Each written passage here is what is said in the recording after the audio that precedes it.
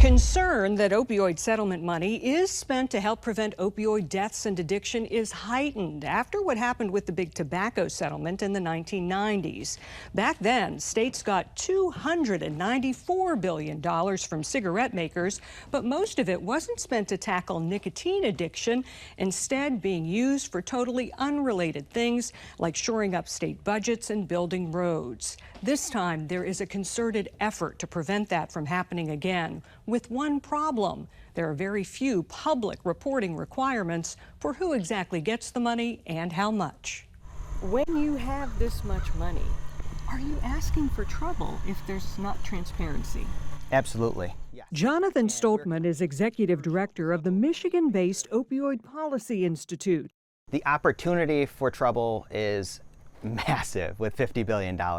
My concern is, is it cronyism? Is there some sort of waste, fraud, and abuse that's happening because you can't look at it? OpioidSettlementTracker.com is a website that works to track opioid settlement spending nationwide, founded by attorney Christine Minhee. In many cases, it seems they want to have this illusion of transparency. That's exactly right. Public reporting of opioid settlement expenditures is not required by the settlement agreements themselves. So we're in wild, wild west territory. Minhee found only 16 states promised to publicly report 100% of their opioid settlement spending. Another 16 have not agreed to report any spending publicly at all, and the rest only a portion of it. Michigan so far getting $1.5 billion, among those with no pledge to publicly report. It's all very backdoor, secret stuff, and that's scary. If you search online, most states do post some information, like this 2023 spend plan for Michigan. It lists general categories for spending, like treatment, prevention, and recovery, outlined in the settlement agreement as priorities. But if you try to find details,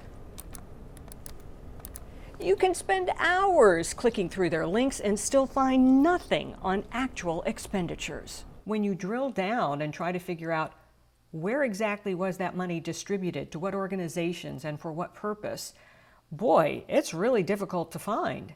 It's nearly impossible to truly figure out exactly what's going on. Spotlight on America reached out to the governors and attorneys general in 3 states, Ohio, Pennsylvania, and Michigan, which are among those most impacted by opioid deaths. Pennsylvania and Ohio declined to talk to us.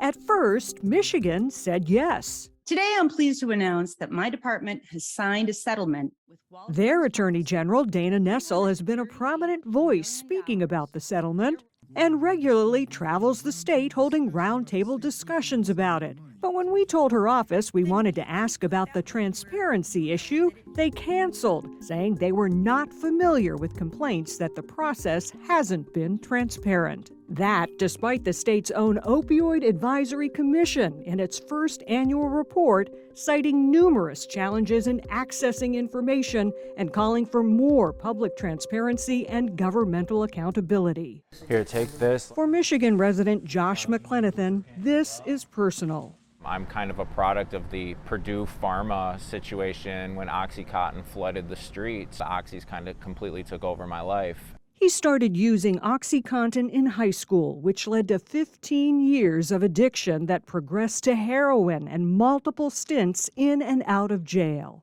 Do you need any Narcan?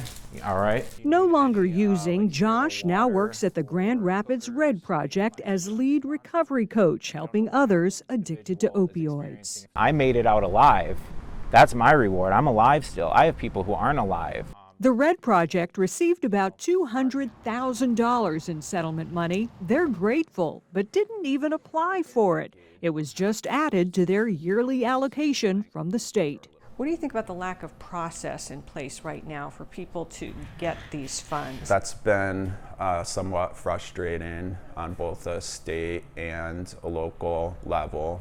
Advocates say the lack of transparency makes it difficult to measure the impact of all those dollars being spent. It's a lot of money. Yeah. Do you think it's going to make a difference? depends on where you spend it. We'll be looking closely at more states as we continue our investigation of how this huge pot of opioid settlement money is being spent nationwide. For Spotlight on America, I'm Angie Moreschi. Hi, I'm National Investigative Correspondent Angie Moreschi. Thanks for watching Spotlight on America on YouTube. If you enjoy our investigative reports, please consider subscribing to our channel. And if you have a tip for a future investigation, we want to hear from you. Just send your idea to spotlight@sbgtv.com. And we'll see you next time.